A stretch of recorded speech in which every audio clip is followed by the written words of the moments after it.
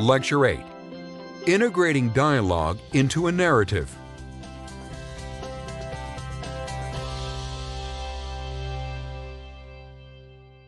In my first lecture about dialogue, I said that speech in fiction has to serve a purpose, no matter how rambling, digressive, elaborate, or colorful it is.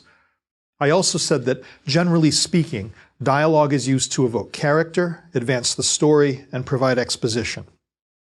In this lecture, I want to talk in more detail about how you can use dialogue to serve those purposes. And I also want to talk about how you can find the balance between dialogue and the other parts of the narrative.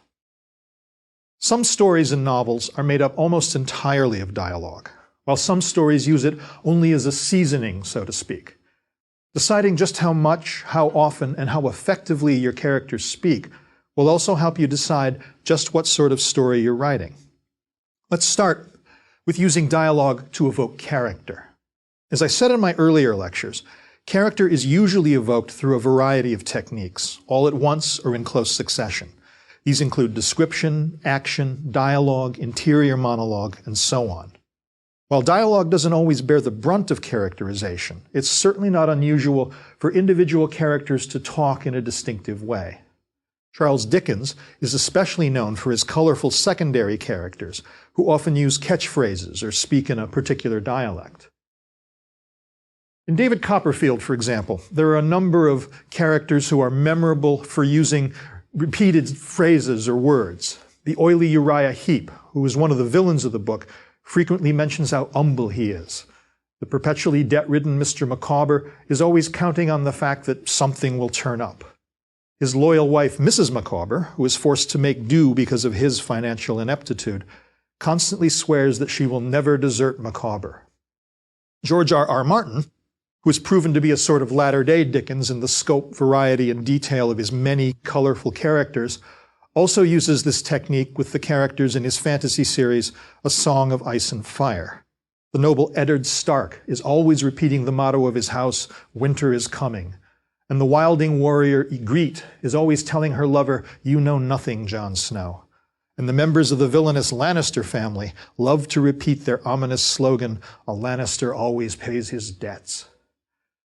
It's more common, however, for a character to have a distinctive pattern of speech which makes him or her instantly recognizable, rather than an oft-repeated catchphrase. The aforementioned Mr. Micawber, for example, is especially distinguished by his comically elaborate way of expressing himself. It's probably the most memorable thing about him. Here he is, saying goodbye to his friends David Copperfield and Tommy Traddles, as he prepares to move his family to a new job in another city. "My dear Copperfield," said Mr. Micawber, rising with one of his thumbs in each of his waistcoat pockets, "the companion of my youth, if I may be allowed the expression, and my esteemed friend Traddles, if I may be permitted to call him so, will allow me, on the part of Mrs. Micawber, myself, and our offspring, to thank them in the warmest and most uncompromising terms for their good wishes. It may be expected that on the eve of a migration which will consign us to a perfectly new existence," Mr. Micawber spoke as if they were going 500,000 miles, "I should offer a few valedictory remarks to two such friends as I see before me."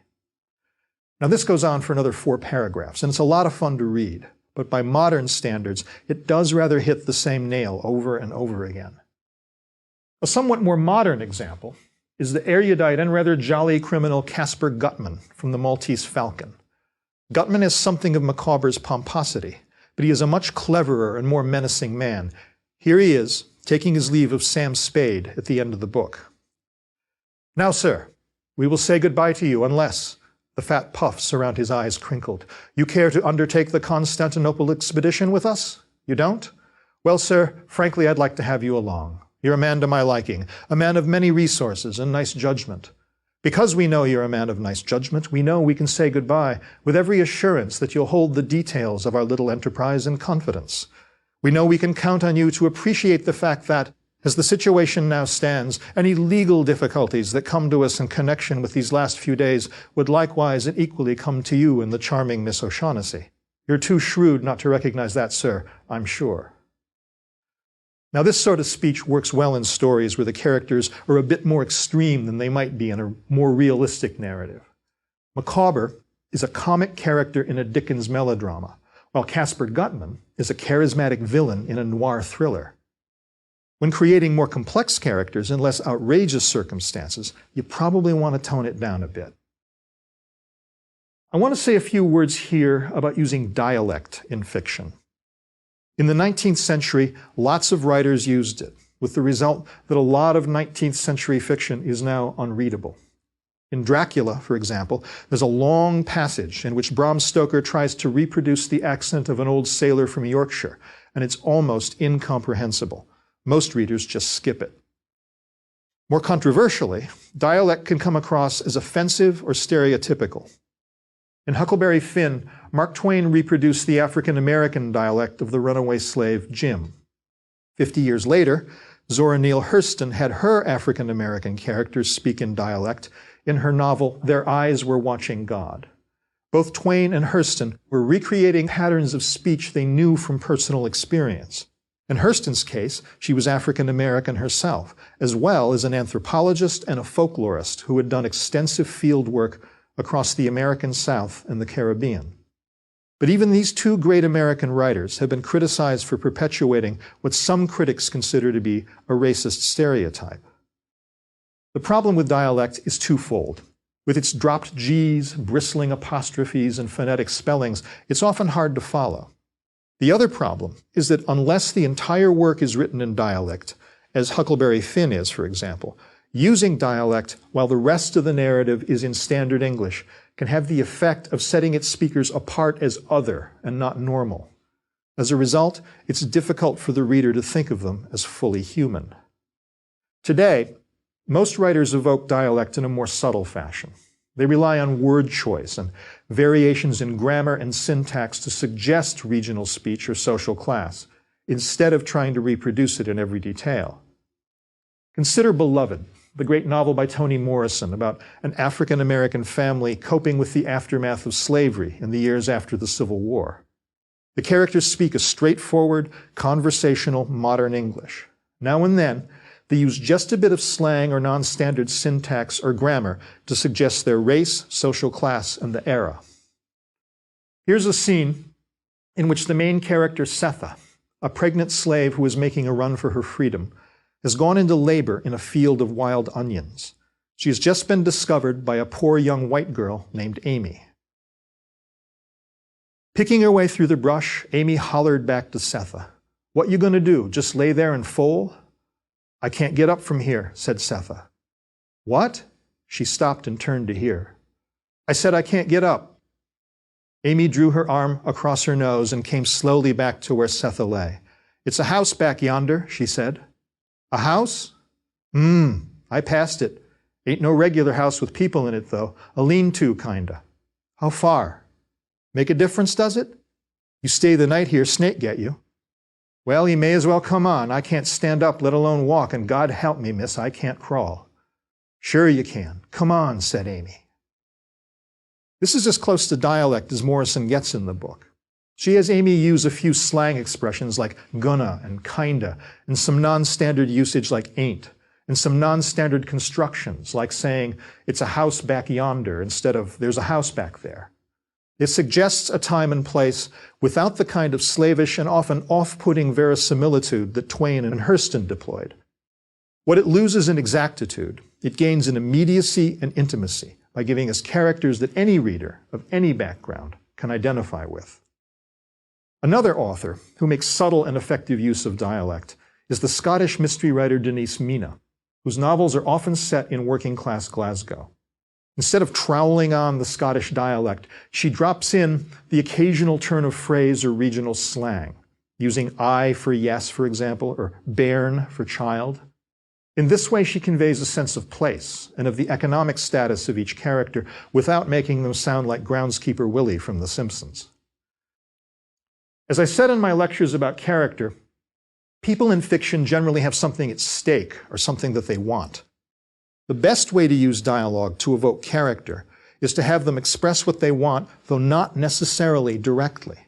In other words, creating effective dialogue for a character involves inhabiting that character's point of view and not necessarily reproducing an accent or a particular pattern of speech. Reviews of fiction often talk about what a great ear a writer has.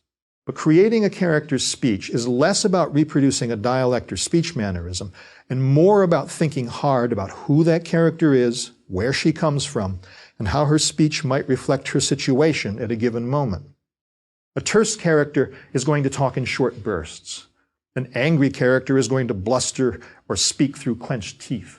A nervous character is going to stammer or ramble on and on.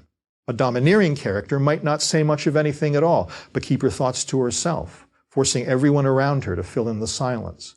Or she might rage, overwhelming the people around her.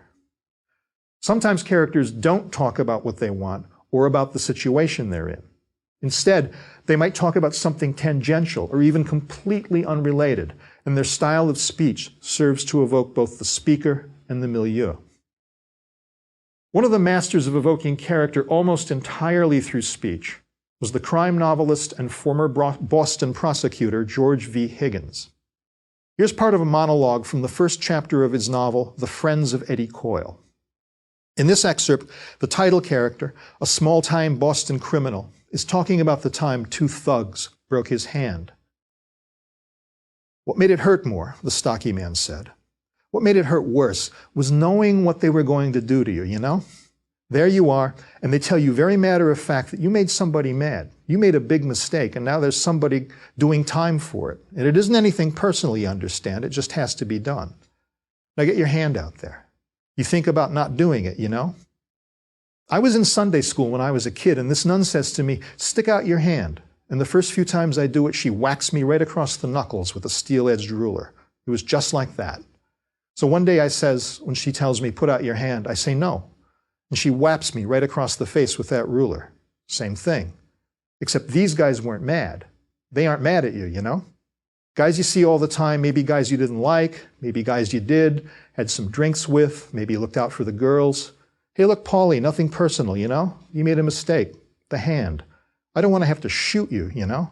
So you stick out the hand and you get to put out the hand you want. I take the left because I'm right-handed and I know what's going to happen. It's like I say. And they put your fingers in a drawer and then one of them kicks it shut. Ever hear bones breaking?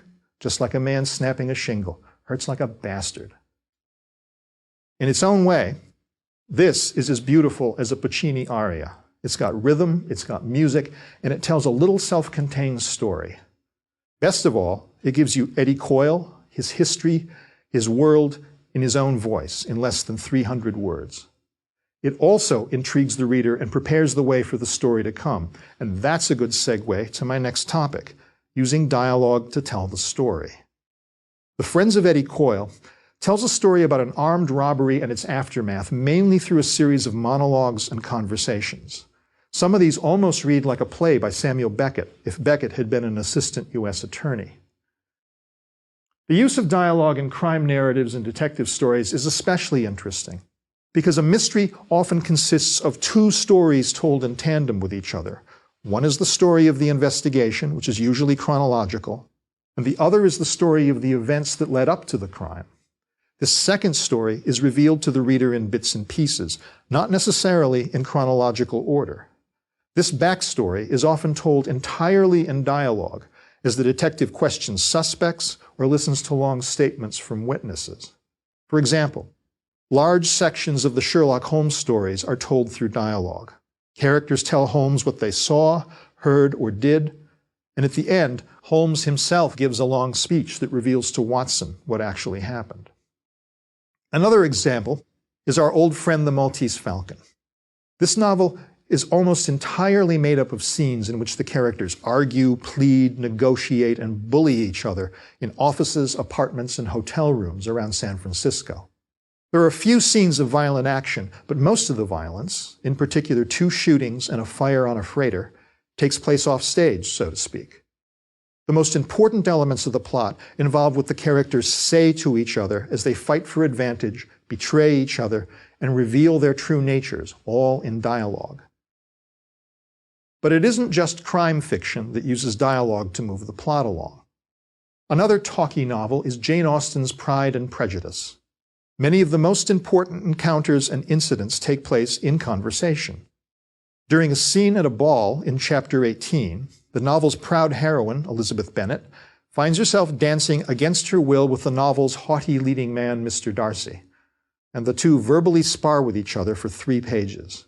It's too long to quote here, but it's one of the great romantic duels in literature, and it's one of the models for every scene since in which two lovers spend the first meeting loathing each other.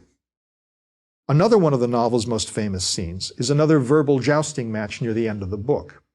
This one is between Elizabeth and the imperious Lady Catherine de Bourgh, who tries to bully Elizabeth into giving up any hopes of marrying her nephew, Mr. Darcy.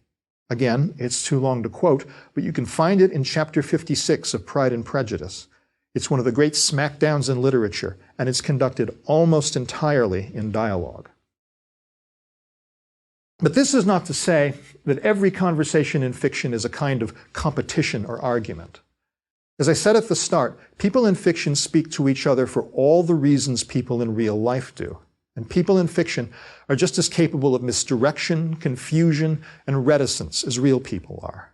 Some of the greatest scenes in literature feature characters who are not actually talking about what's at stake in the scene, but about something else entirely. Characters talk past each other. They lie. They manipulate. They are inarticulate. Sometimes they don't even realize what they're saying or not saying. Dialogue can hide a character's intent as well as show it. Often the meaning of a dialogue is more evident in what the characters don't say than in what they do. A wonderful example is from Part 6 of Tolstoy's Anna Karenina at the start of Chapter 5.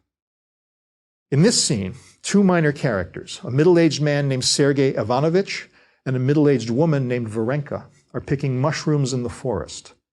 Each is in love with the other, and they both sort of know it. Not only is Sergei working up his nerve to ask for Varenka's hand in marriage, but Varenka is expecting him to propose at any moment. Here's the crucial moment where Tolstoy, in the godlike way of the great 19th century novelists, puts us inside both characters' heads simultaneously. And now it was to be decided. She was frightened that he would speak and that he would not. He had to declare himself now or never. Sergei Ivanovich felt it too. Everything in Varenka's gaze, color, lowered eyes showed painful expectation. Sergei Ivanovich saw it and pitied her. He even felt that to say nothing now would be to insult her. In his mind, he quickly repeated all the arguments in favor of his decision. He also repeated to himself the words in which he wished to express his proposal. But instead of those words, by some unexpected consideration that occurred to him, he suddenly asked, "And what is the difference between a white boletus and a birch boletus?" Varenka's lips trembled as she answered, "There's hardly any difference in the caps, but in the feet." And as soon as these words were spoken, both he and she understood that the matter was ended, that what was to have been said would not be said, and their excitement, which had reached its highest point just before then, began to subside.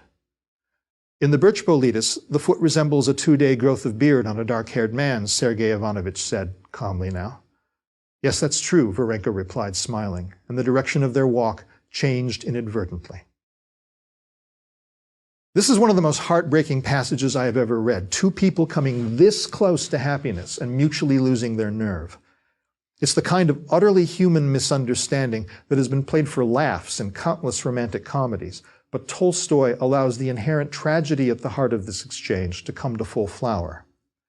The most heartbreaking feature of it is the fact that the dialogue in this scene has nothing to do with what's really on the characters' minds. They're thinking about love, but they're talking about mushrooms. And yet, even though the dialogue itself does not actually address the matter at hand or directly express any of the repressed emotion, this seemingly pointless dialogue is crucial to the devastating effect of the scene. In fact, the scene would not work without it. The intensity of their private emotions is juxtaposed on the page with their banal statements about mushrooms. Sergei Ivanovich agonizes for 88 words, pitying Varenka, worrying that he might insult her. In his head, at lightning speed, he reviews one more time all the reasons he should propose to her. Then, when the moment comes, he asks her a useless question about 2 different types of boletus mushroom. Varenka's lips tremble before she gives him an equally banal answer. They both know what's going on, but neither of them will say it aloud. The banality of their speech is the necessary counterpoint to the depth of their feelings.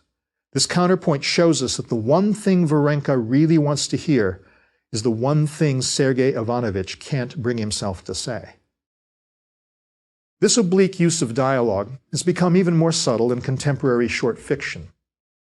Under the influence of the great short fiction writers of the late 19th and early 20th centuries, such as Anton Chekhov, James Joyce, and Catherine Mansfield, many contemporary short story writers often create powerful scenes in which the dialogue acts in counterpoint to what is actually going on. An expert practitioner of this technique is the great Nobel Prize-winning Canadian writer Alice Munro. In Walker Brothers' Cowboy, the very first story of her first collection, Dance of the Happy Shades, she was already a master of the technique. The story is about a married salesman named Ben, who takes his 2 children with him one day into rural Ontario, where he stops at the house of a woman named Nora, whom he hasn't seen in years. The story is narrated in the present tense by Ben's daughter, but the voice is that of an adult looking back on a situation that she didn't understand at the time. The story is set in the 1930s, and near the end of it, Nora plays a phonograph record and makes the narrator, Ben's daughter, dance with her. As you listen to this excerpt, note how few dialogue tags Munro uses. She whirls me around in front of my father, causing me to stumble, for I am by no means so swift a pupil as she pretends, and lets me go, breathless. Dance with me, Ben. I'm the world's worst dancer, Nora, and you know it. I certainly never thought so. You would now. She stands in front of him, arms hanging loose and hopeful, her breasts, which a moment ago embarrassed me with their warmth and bulk, rising and falling under her loose flowered dress, her face shining with the exercise and delight. Ben. My father drops his head and says quietly, "Not me, Nora." This is almost as heartbreaking as the scene from Anna Karenina, but it has a more subtle effect than that scene did for a number of reasons. One reason is that Munro only tells us what her narrator is thinking, unlike Tolstoy, who tells us exactly what both Sergei Ivanovich and Varenka are thinking. We have no direct access to the thoughts of Ben and Nora. We have to infer their emotions from what they say and do, and we can only guess, along with the narrator, what happened between them years ago. Munro's narrator never comes right out and says, "This woman was an old flame of my father's, and now she wants him back." Instead, she allows us to experience the situation as the narrator did, picking up the cues from what she hears and observes, from the way Nora begs him to dance with her and the way he refuses, from the way her arms hang loose and hopeful and her face shines with delight, and from the way he drops his head and says, "Not me, Nora." Now, in The Maltese Falcon and Pride and Prejudice, the dialogue is more direct and instrumental, with the characters speaking directly to the matter at hand. And in Anna Karenina, Tolstoy makes the subtext explicit by telling us what the characters are thinking.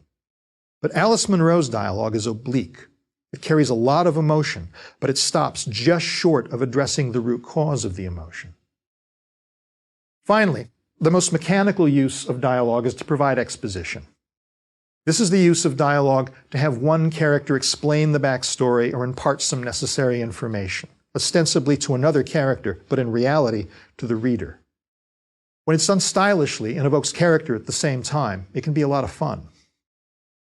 One expert practitioner of expository dialogue was the great American crime novelist Elmore Leonard.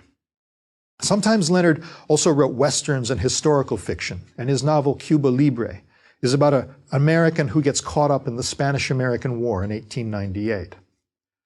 The first chapter of the novel provides an excellent example of using dialogue for exposition.